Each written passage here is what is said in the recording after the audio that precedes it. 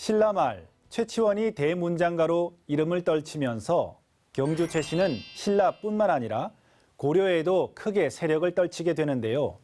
그렇다면 경주 최씨 가문에는 어떤 인물들이 있을까요? 역사 속 인물들을 찾아갑니다.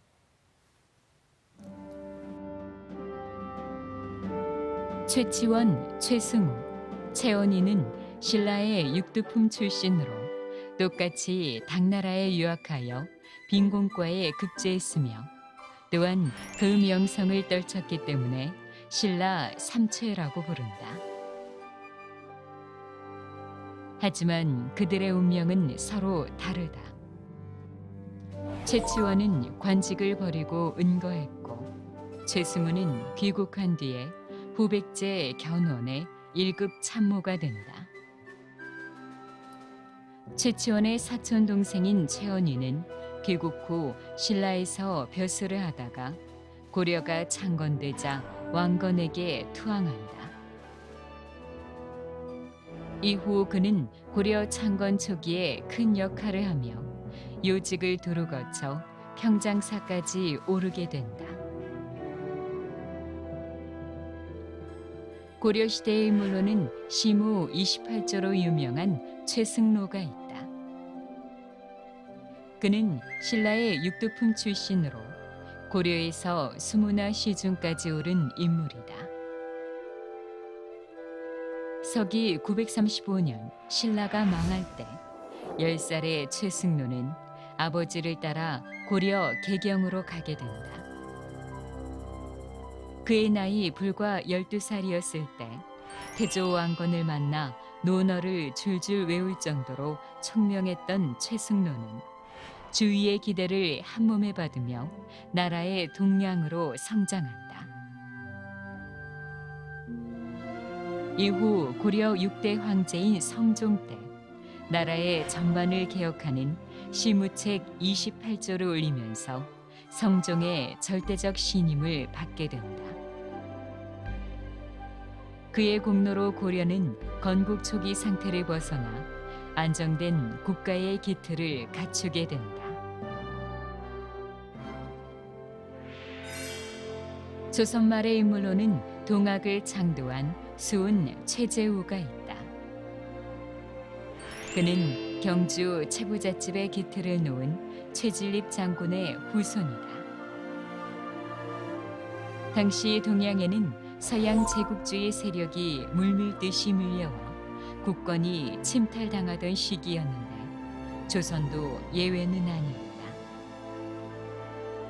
이런 어수선한 시기에 최재우는 일찍이 구도의 뜻을 두고 공부에 전념하며 도를 구했다.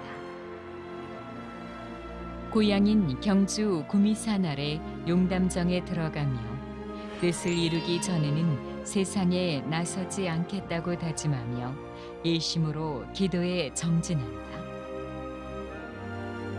이듬해 그의 나이 37세이던 1860년 음력 4월 5일 마침내 최재우는 천주이신 상제님의 음성을 듣게 된다.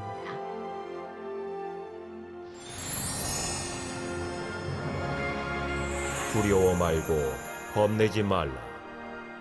세상 사람들이 나를 상제라 이르거늘 너는 어찌 상제를 알지 못하느냐.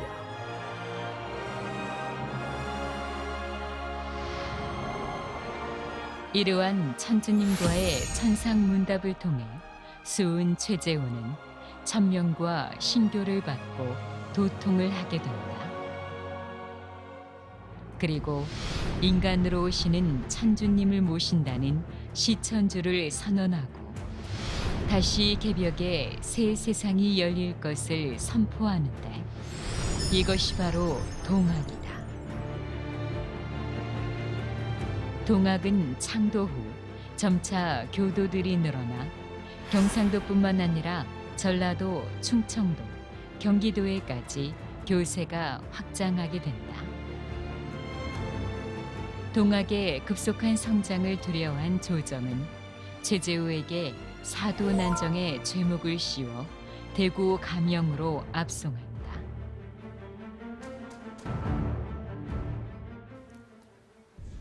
1864년 수은 최재우는 압송된 대구에서 차명을 당하게 되는데요. 이때 형리가 칼을 3번 내리쳐도 목이 베이지 않았다고 합니다. 이에 그는 청수를 드리도록 하여 상제님께 기도한 뒤에 비로소 목이 베어졌다는 이야기가 전해집니다.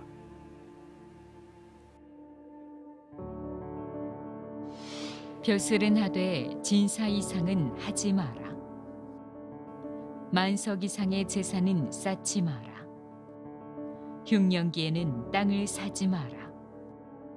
과객을 후하게 대접하라. 사방 백리 안에 굶어 죽는 사람이 없게 하라. 시집온 며느리는 3년간 무명 옷을 입어라.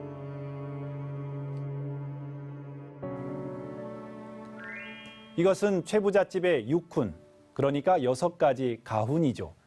이것을 보면 12대 동안 만석군을 지킬 수 있었던 이유를 알 수 있을 것 같은데요. 단순한 부자가 아니었던 거죠.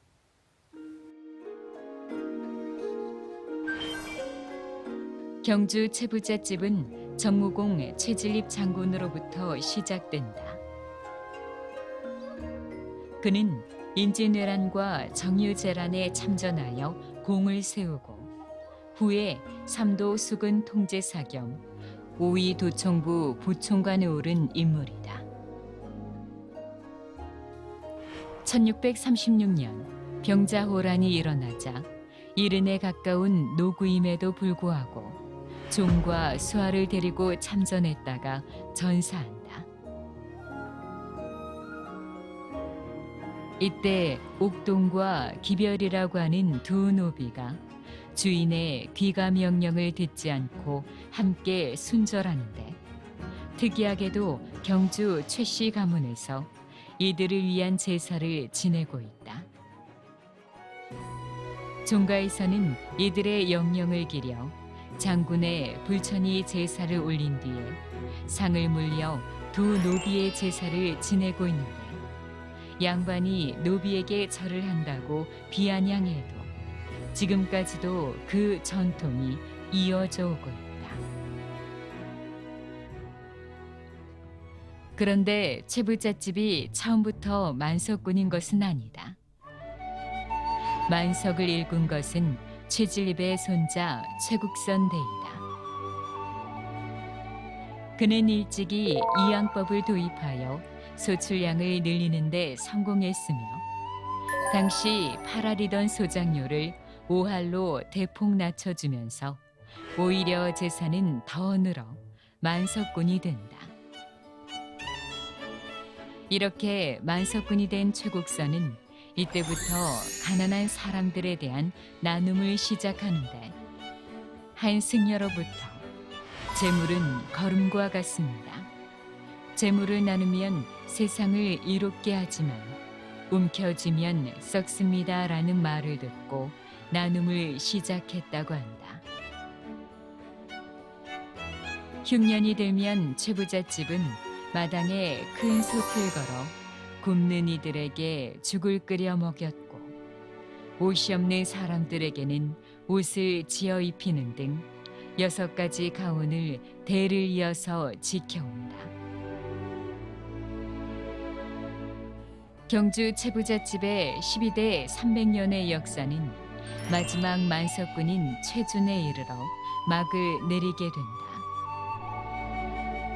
최준은 일제강점기 상해 임시정부에 막대한 자금을 지원했고, 마지막 재산을 털어 영남대의 전신인 대구대를 설립하는 데 기부하면서 만석군의 역사는 끝을 맺게 된다. 이외 경주 최씨 인물로는 1905년 의사늑약이 체결되자 전북 태인에서 항일 의병운동을 전개하다가 대마도에서 순직한 면함 최익현, 일찍이 임시정부의 공군 창설을 추진하였고 광복 후에는 대한민국 공군 창설의 주역이 된 독립운동가 최용덕, 일제강점기 농촌에서 아이들에게 꿈과 희망을 가르친 상록수의 실제 주인공 최용신이 있다. 또한 증문즉설로 잘 알려진 법률 스님은 본명이 최석호로 경주 최씨이며 야구 선수 최동원, 배우 최명길, 가수 최백호도 모두 경주 최씨다.